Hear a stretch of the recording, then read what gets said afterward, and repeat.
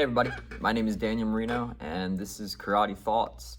So this is the second episode of this new series that I'm doing where just once a week I'm going to make a short video talking about topics that are related to karate. And I'm taking comments on the video each week, with people just making suggestions about either topics for me to cover or specific questions that they'd like me to answer. So last week I got two questions, well, one question, one topic from some people who follow the YouTube channel. So let's get to it. First one is from Atsumori Kofuhara. And they asked, what inspired you to open up a dojang of your own? Dojo in Japanese, the dojang being the Korean term. So I practice a Korean style, practice and teach Korean style. What are some of the trials and obstacles you faced as a business owner and as a martial arts master? Yeah, I'd love to get into that. So what inspired me to open a school of my own? I mean, really, since I started practicing karate with my original teacher when I was 9 years old, I really feel like I was long before that. The interest had already started for me with the stuff like the Ninja Turtles and Batman, Dragon Ball Z. I was already, like into karate before I'd even practiced it when I was a young child. So it was just something that always fascinated me, something that I thought was cool. I am blessed that I happened to find a very, very good teacher, Master David Kremen, who operates a karate school in Bryn Mawr, Pennsylvania to this day. So once I did start training, I really enjoyed it. I really liked doing it. I liked the challenge of it. I liked I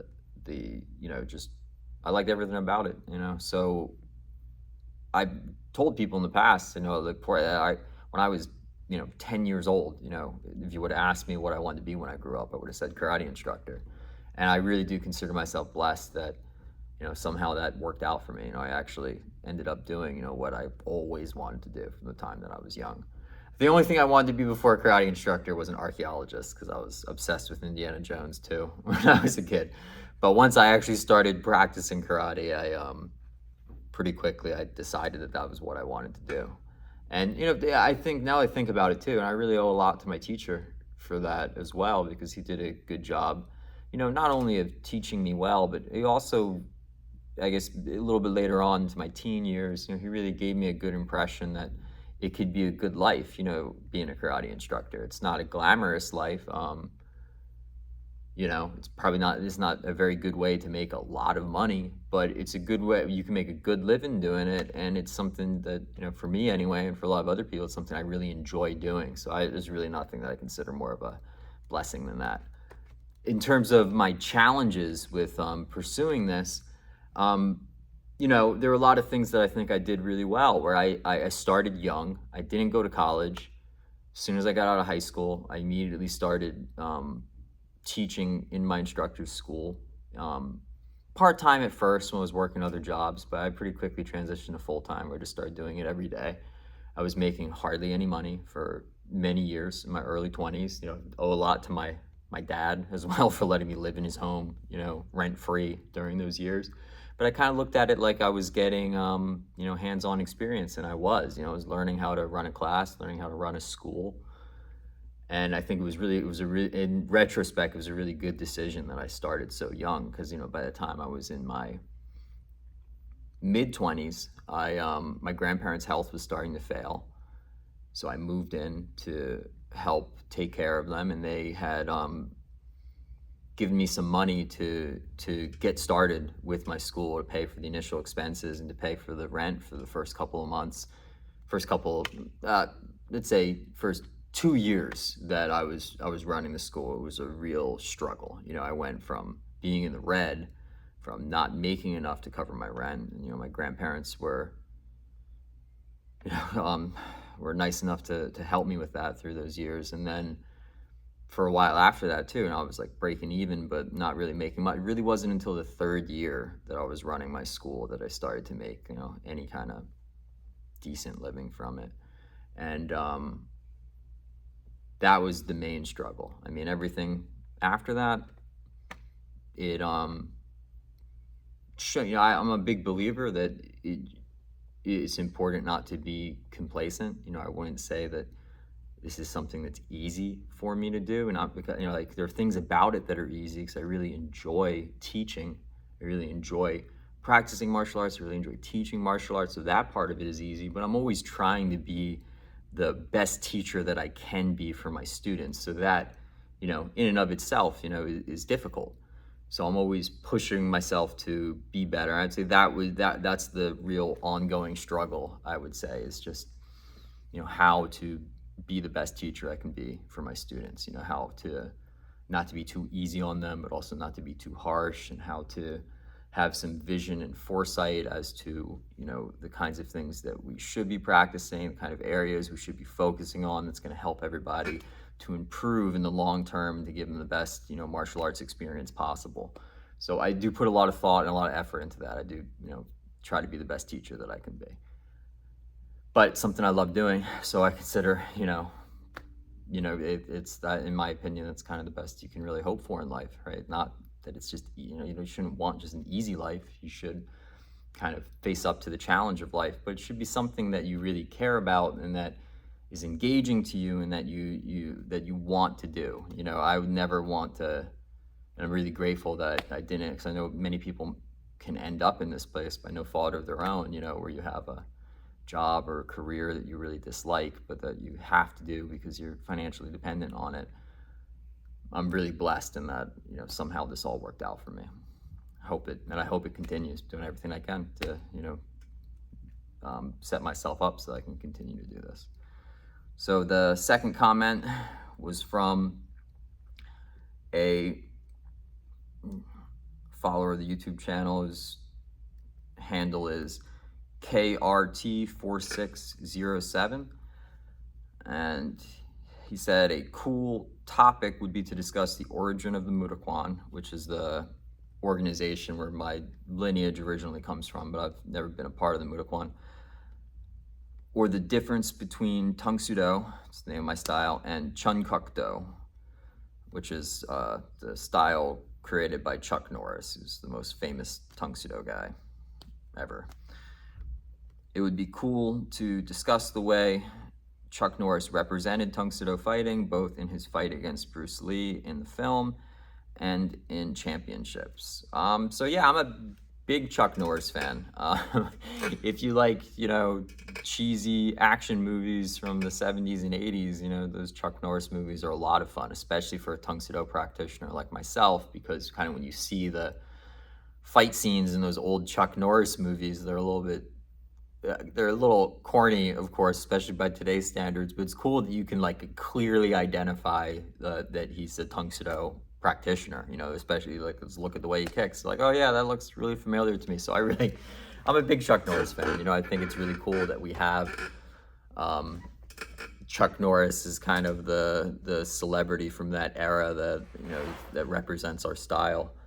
I don't know much about Chun Kuk Do, which is the style that Chuck Norris has since founded. I know that it incorporates other stuff, like Brazilian Jiu-Jitsu and kickboxing, but it from what I've seen of it, it seems essentially to be Tung Sudo still, but calls it Chun Kuk Do.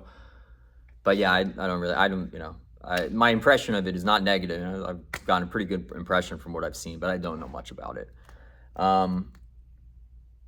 Getting into the history of the Kwan, that's definitely outside of the scope of a short video like this. That's a pretty big topic to get into, but I can definitely give you some of the basics. I'm somewhat familiar with the history. The Kwan was founded by a man named Kwan in 1945.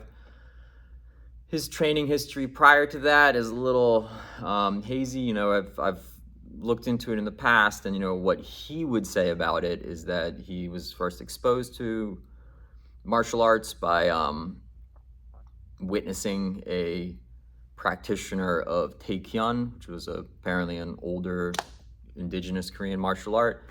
He witnessed this man defend himself against a group of attackers. And, in true martial arts origin story fashion, you hear a lot of similar stories like this from other people in the karate world. He, asked to train under this man, but the guy refused him, and he, would, go and watch this guy train, in secret. He would watch him, and then Huang Qi would train by himself. And if I remember, this is when he would have been like a kid. So I don't know, take it with a grain of salt. I don't know, how much truth there is to that, but that's what he would say about it.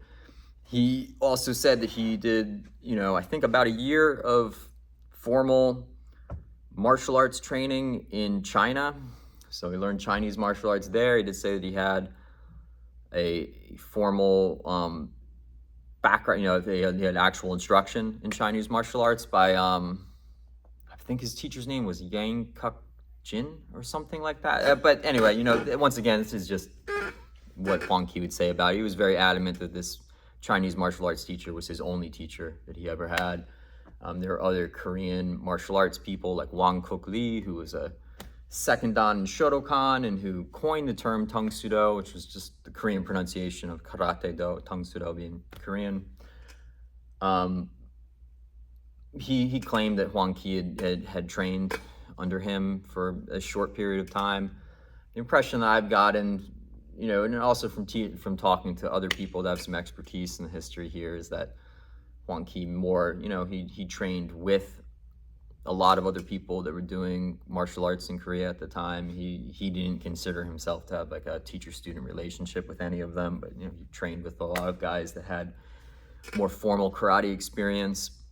He said that he learned the karate forms from reading books and, opened the Muda Kwan and started teaching. So it's a little bit controversial. I mean, it's a style of karate where the guy who never had any formal karate training, at least what he would say about it, learned the forms from books and then started teaching it, and then was very successful too. I mean, the Muda Kwan was the biggest, school in Korea. There's a lot of people in Korean martial arts in general, Taekwondo as well, because the Muda Kwan had a split. So we have Taekwondo Muda Kwan and Tung Sudo Muda Kwan. There are a lot of martial artists in the Korean styles that can trace their lineage back to Huang Qi, myself included.